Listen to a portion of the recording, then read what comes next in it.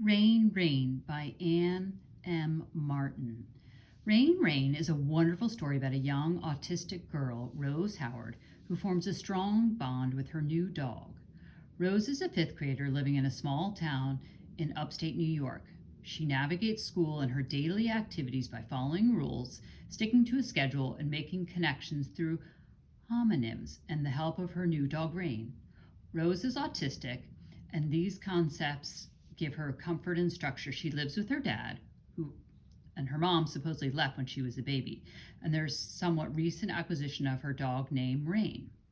Rose has trouble communicating with other kids. She can't always control her emotions, and she sometimes interrupts, disturbs, and irritates those around her.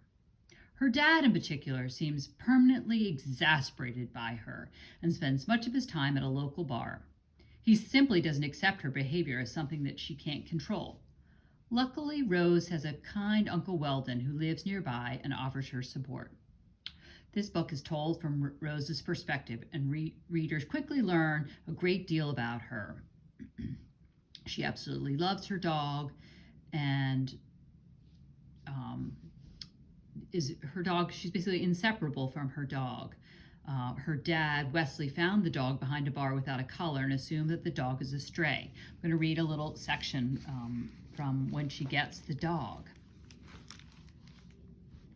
When I opened the front door and looked through the screen at the rainy night, I saw my father was standing on the porch holding a thick rope in his left hand, and that at the other end of the rope was a dog. The passenger in the car had been the dog.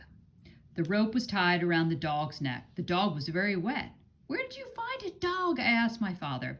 "Behind the Luck of the Irish," which is a bar. "Could you bring a towel out here so I can dry her off?" "The dog's a she?" I asked. "Yes." "The towel?" This was my father's way of reminding me to get the towel to dry the dog off. "And don't bring a white towel," my father called after me. "She's muddy." I brought a green towel to the porch and watched through the screen door while my father wiped the dog's feet and back. "She's for you," he said. "You can keep her." "She isn't wearing a collar," I replied. "That's why she's yours. She's a stray." "But shouldn't we look for her owners?" I asked. "They might want her back." "If they didn't care enough to get her a collar, then they don't deserve her," said my father. "Besides, how would we find her owner? She doesn't have a collar, so she doesn't have any tags." "Is she a gift?" I wanted to know. "What?" said my father. He stopped wiping the dog for a moment. "Yes, she's a gift, Rose. She's my gift to you." The dog becomes Rose's best friend and her anchor in a very confusing world. Rose and her dog Rain are inseparable, with Rain providing a calming, stabilizing presence in her life. However, things are about to change, and the town of Hartford, where she lived, is in the path of an oncoming hurricane. On the night of the storm, Wesley lets Rain outside, and the dog doesn't return.